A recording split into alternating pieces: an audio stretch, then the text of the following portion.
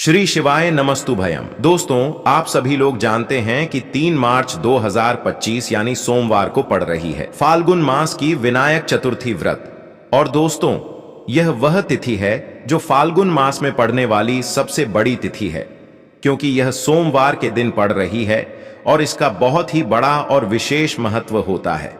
पूज्य गुरु जी ने कहा है कि अगर कभी भी मौका लग जाए और फाल्गुन महीने की सोमवार विनायक चतुर्थी व्रत को पढ़ जाए तो आप लोगों को 5 गेहूं के दाने वाला उपाय तो अवश्य ही करना चाहिए। इन दोनों का संयोग बहुत ही कम आता है।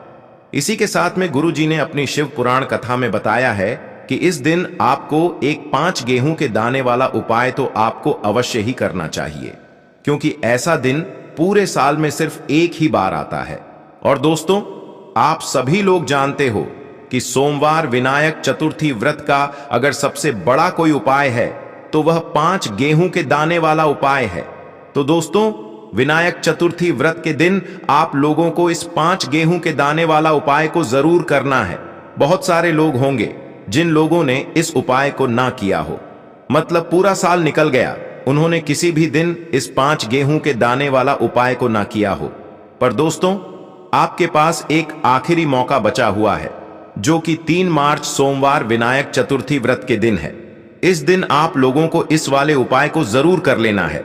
भले ही आपने पूरे महीने भर इस उपाय को ना किया हो, अगर इस वाले उपाय को कर लिया तो आपको इस उपाय को करने का वह फल मिलेगा जिसकी आपने कभी कल्पना भी नहीं करी होगी।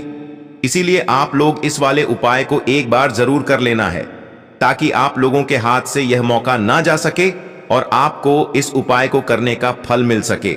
दोस्तों, यह उपाय पंडित जी ने अपनी अभी की ही श्री शिव महापुराण की कथा में बताया है जी। इस उपाय को आज हम आपको बहुत अच्छे से समझाने वाले हैं। इस वीडियो को देखने के बाद इस उपाय को समझने के लिए आपको कोई और वीडियो को देखने की जरूरत नहीं पड़ेगी।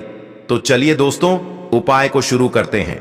देखिए, यह इस फाल्गुन महीने के सोमवार विनायक चतुर्थी व्रत के दिन यह इतना खास होता है, इतना महत्वपूर्ण होता है।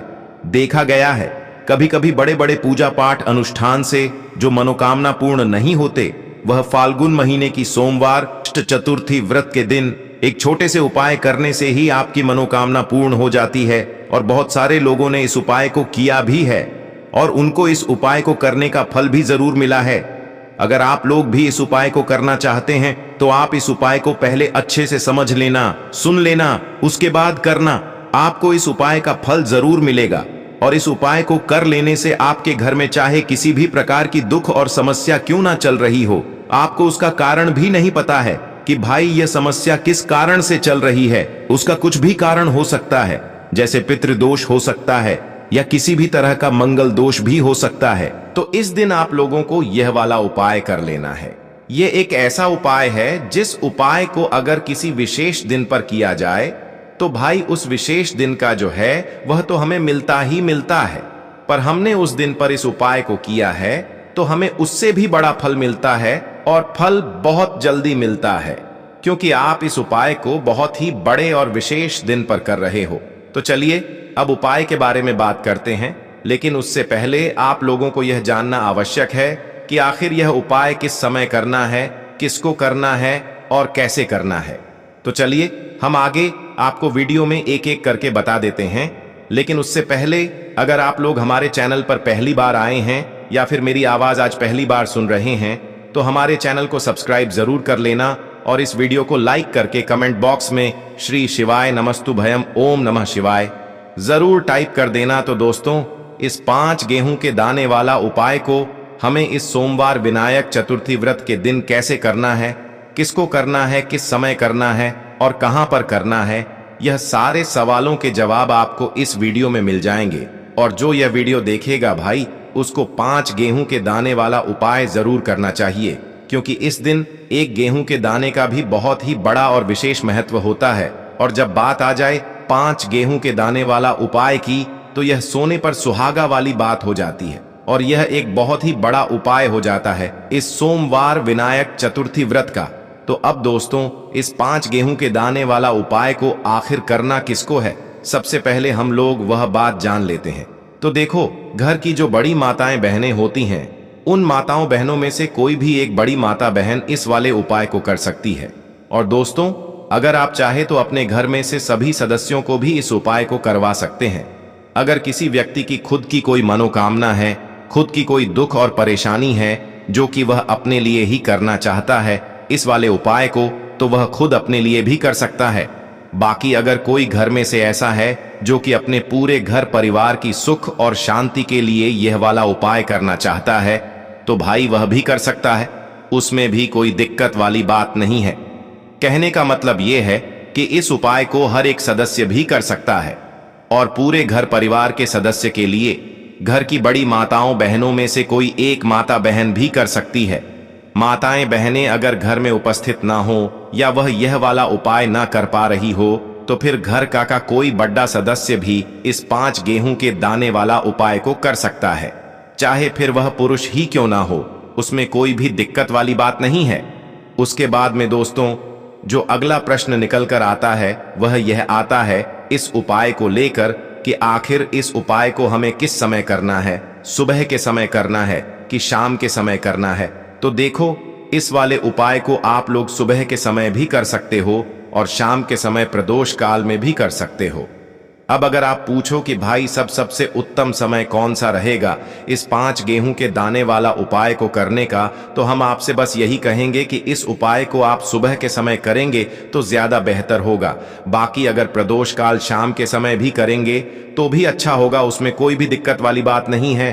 तो अब दोस्तों, जो अगली सबसे बड़ी और महत्वपूर्ण बात आती है वह यह आती है कि सुबह अगर हम उपाय को करेंगे तो हमें कितने बजे से लेकर कितने बजे तक के बीच में करना है, और शाम के समय प्रदोष काल में करेंगे तो हमें कितने बजे से लेकर कितने बजे के बीच में करना है। तो देखो, सुबह जितनी जल्दी हो सके आप उपाय को करने की कोशिश करना। बाकी अगर किसी कारणवश लेट भी हो जाओ, थोड़ी देर भी हो जाए, तो 10 या 11 बजे तक भी आप उपाय कर लेना, पर 12 बजे से ज्यादा देरी ना हो, ठीक है? इस बात का ध्यान रखना।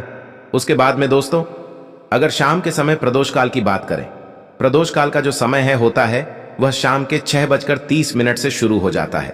मतलब शाम के 6:30 से लेकर शाम के 8 बजे के बीच का जो समय होता है, यह समय प्रदोष काल का समय होता है। तो आप इस उपाय को 8 या 9 बजे के बीच में भी कर सकते हो।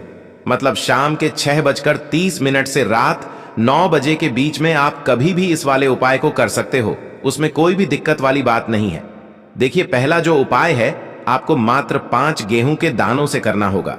आपके बच्चों को जीवन में तेज की प्राप्ति होगी, यानी कि वह जो भी कार्य करेंगे निश्चित ही उसमें उसको सफलता मिलेगी। तो इसीलिए आपको यह 5 गेहूं के दाने वाला उपाय करना है। दूसरा जो उपाय है, यदि आपके बच्चों की मन की जो मनोकामना है, मन की जो इच्छा है, वह कई दिनों से परिपूर्ण नहीं हो पा रही, तो माताओं को एक उपाय करना है जिससे कि उनके मन की हर एक इच्छा परिपूर्ण हो जाए। और तीसरा उपाय बहुत ही खास होने वाला है, क्योंकि यह उपाय माताएं भी कर सकती हैं, साथ ही साथ घर का कोई भी सदस्य कर सकता है।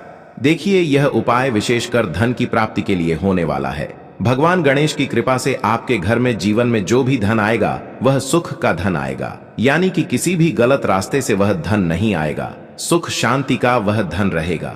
तो देखिए, आज की जो सभी उपाय हैं पूज्य गुरुदेव पंडित प्रदीप जी मिश्रा की कथा के अनुसार ही आपको समझाने का पूरा प्रयास करेंगे, लेकिन उससे पहले वीडियो को लाइक करें। देखिए, पहला उपाय, इस उपाय के लिए आपको मात्र 5 गेहूं के दाने लेने होंगे। सामने स्क्रीन पर आपको दिखाए जा रहे हैं। इसी प्रकार से आपको 5 गेहूं के दाने लेने हैं। इसी के साथ में आपको एक तांबे के पात्र के अंदर शुद्ध जल लेना होगा। अब देखिए, इस प्रकार से यह जो गेहूं के दाने हैं, इन्हें आपको अपने सीधे हाथ में रखने हैं और जल का पात्र आपको अपने दूसरे हाथ में रखना है और इन दोनों ही सामग्रियों को लेकर के आपको पहुंच जाना है इस विनायक चतुर्थी व्रत पर भगवान शिव के मंदिर में। देखिए, यह जो उपाय है आप सुबह से लेकर के शाम तक किसी भी समय में कर सकते हैं, और विनायक चतुर्थी व्रत पर आप यह उपाय चंद्रोदय के समय भी कर सकते हैं। तो रात्रि के समय यदि आप यह उपाय नहीं कर सकते हैं तो फिर सुबह से लेकर के शाम तक किसी भी समय में आप यह उपाय कर सकते हैं। तो देखिए दोस्तों, सबसे पहले तो आपके पास जो 5 गेहूं के दाने हैं उनमें से 4 गेहूं के दाने अलग करने हैं, क्योंकि विनायक चतुर्थी व्रत है और आपको ध्यान रखना है कि जो पांचों ही गेहूं के दाने हैं कहीं से भी टूटे हुए खंडित नहीं होने चाहिए, इस बात का भी आपको ध्यान रखना है।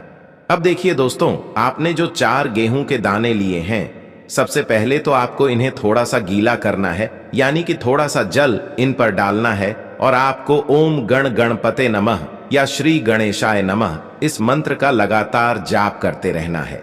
अब देखिए, ये जो 4 गेहूं के दाने हैं, इन्हें आपको शिवलिंग पर सीधे तरफ, जहां गणेश जी का स्थान होता है, वहां पर आपको यह 4 गेहूं के दाने समर्पित कर देने हैं। शिवलिंग पर जहां कहीं भी गणेश जी विराजमान होते हैं, उसी स्थान पर आपको 4 गेहूं के दाने समर्पित करने हैं। और जब भी आप यह गेहूं के दाने अर्पित करेंगे, तब आपको यही प्रार्थना करनी है कि मेरा जो यह बच्चा है, यह मेरी बात मानने लगे, यह मेरी बात सुने और इसका जो भी कार्य प्रारंभ नहीं हो पा रहा है वह प्रारंभ हो जाए और इसे अपने हर प्रकार के कार्य में सफलता प्राप्त हो। यह मेहनत बहुत ही अधिक करता है, लेकिन इसे पर्याप्त मात्रा में धन की प्राप्ति नहीं हो पा रही है, तो इसकी यह जो मेहनत है यह सफल हो। यह पढ़ता लिखता नहीं है, तो इसे बुद्धि ज्ञान और विवेक की प्राप्ति हो। इस प्रकार से कामना करते हुए यह जो 4 गेहूं के दाने हैं, इन्हें आपको भगवान गणेश जी वाले स्थान पर अर्पित कर देने हैं। अब देखिए दोस्तों, आपके पास जो एक जल का पात्र है, इसमें से थोड़ा सा जल आपको भगवान श्री गणेश जी वाले स्थान पर समर्पित करना है। मात्र आपको थोड़ा सा जल ही अर्पित करना है और इसके बाद जो शेष जल उस पात्र के अंदर बचेगा, उसमें अभी भी आपके पास जो एक गेहूं का दाना, यानी कि 5 बार अंतिम गेहूं का दाना और बचा हुआ है, तो इस अंतिम गेहूं के दाने को आपको इस पात्र के अंदर डाल देना है, यानी कि तांबे के पात्र के अंदर एक गेहूं का दाना और डाल देना है। अब इस जल को आपको भगवान शिव के शिवलिंग पर धीरे धीरे अर्पित कर देना होगा। श्री शिवाय नमस्तुभयम इस मंत्र का जाप करते हुए गुरु जी ने कहा है, जब भी आप यह जल अर्पित करेंगे तो आपको बिल्कुल धीरे धीरे अर्पित करना है। तो मात्र आपको इतना सा उपाय कर लेना है, आपके बच्चों से जुड़ी जो भी आपकी कामना होगी वह निश्चित ही परिपूर्ण होगी। देखिए, यदि आपके बच्चों के जीवन में किसी भी प्रकार की समस्या है तो उसे आप बोल दें, या फिर आपकी बच्चों की किसी भी प्रकार की मनोकामना है जो अधूरी है तो उसे आपको बोल देना है। तो विशेषकर आपको यह जो उपाय है अपने बच्चों के लिए ही करना है। तो इस प्रकार से आपको यह सुंदर सा उपाय इस सोमवार विनायक चतुर्थी व्रत पर अवश्य करना है। अब दोस्तों, हम जान लेते हैं गुरु जी द्वारा बताए गए दूसरे उपाय के बारे में। देखिए, इस उपाय को करने के लिए आपको मात्र 1 लोटा शुद्ध जल लेना है। फिर इसी के साथ में आपको मात्र 2 हरे मूंग के दाने भी लेने होंगे। देखिए, आप जो 2 हरे मूंग के दाने लेंगे वह कहीं से भी टूटे हुए खंडित नहीं होने चाहिए। आपको साबुत हरे मूंग के दाने लेने हैं। अब इसी के साथ में आपको मात्र थोड़ा सा शहद ले लेना होगा।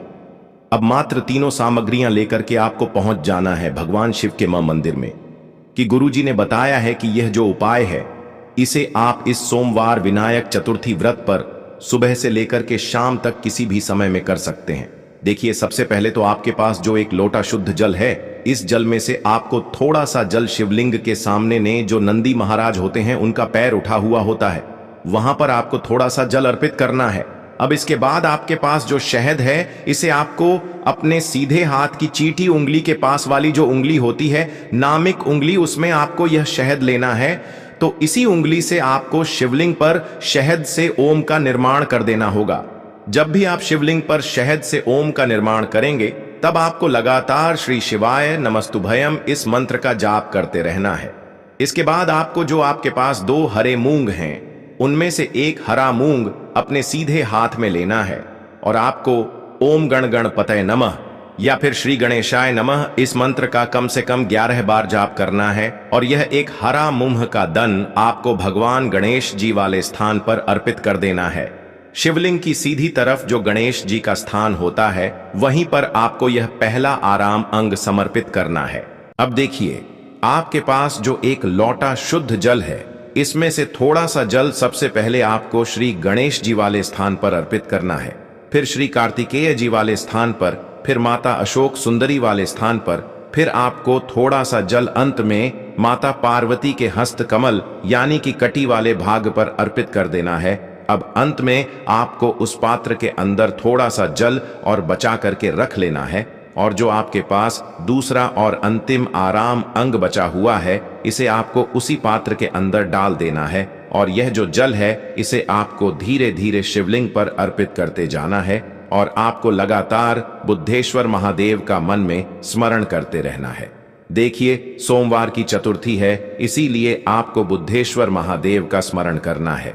जल अर्पित करने के बाद आपको शिवलिंग के सामने बैठकर महादेव से आपके जीवन में जो भी समस्याएं चल रही हैं, उन्हें दूर करने की प्रार्थना कर लेनी है।